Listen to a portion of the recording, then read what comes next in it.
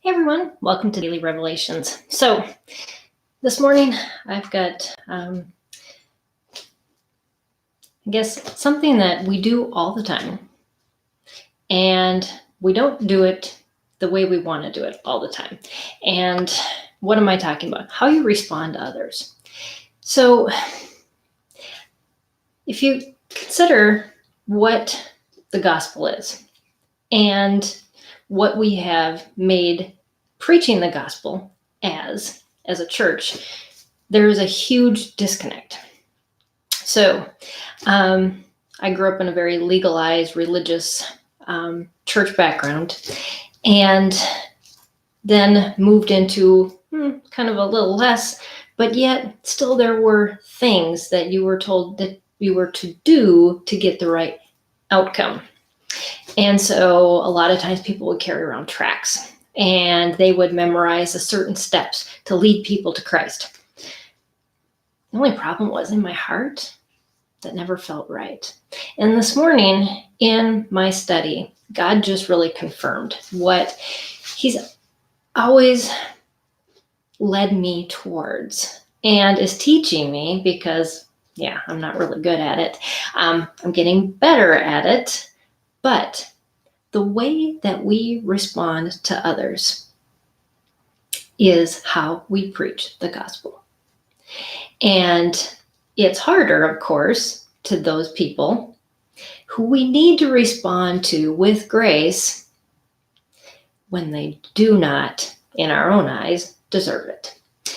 And that is truly preaching the gospel. And so I'm going to take you through a couple scriptures that just really led me to reminding me of this truth this morning.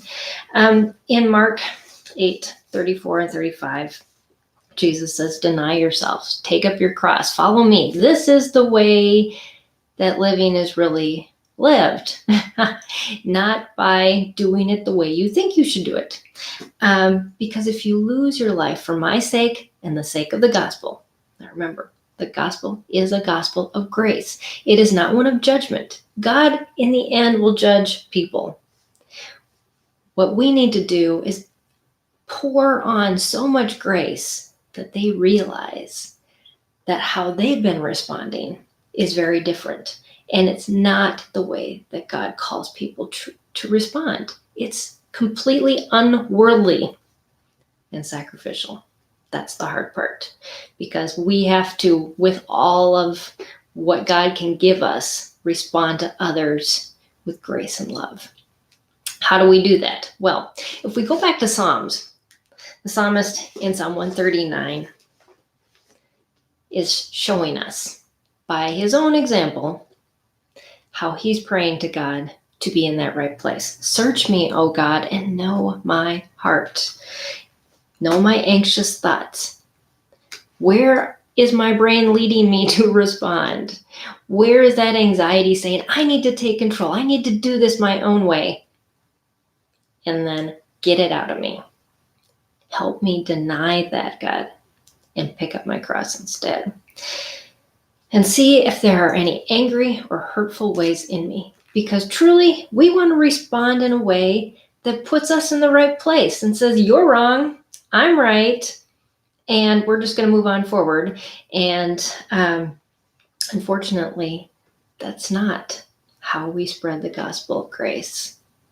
We take on the burdens of others. And this last week, I've had to do that in a way that was rather painful. Somebody in my life didn't do what they were supposed to do, and it made a lot of extra work for me. I could have responded very meanly. I definitely had thought about it.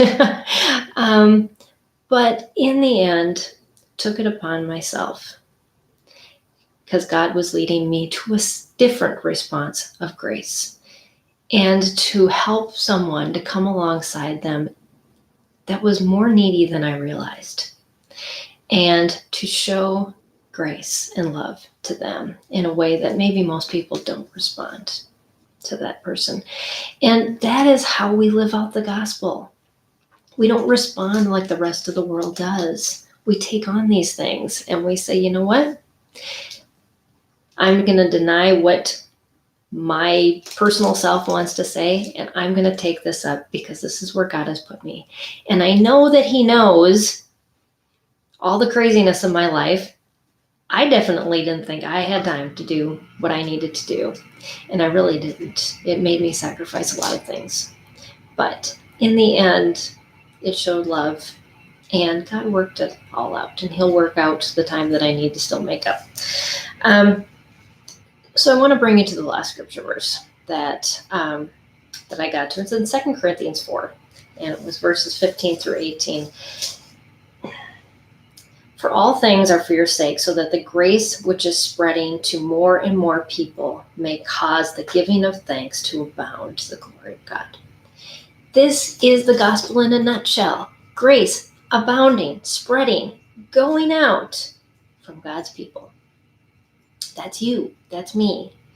Can we give grace? It's not about memorizing some steps to lead people to God. It's about responding in a different way to the yuckiness in this world and saying, no, I will not let that control my response because God asked me to respond differently.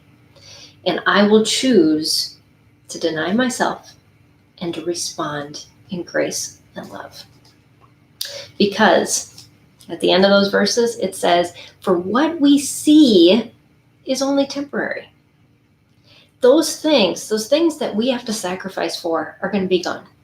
We will make them up. Yes, we will catch up on our sleep eventually. So these things will pass. What's coming? The eternal is the things we can't see that are going on underneath how we respond.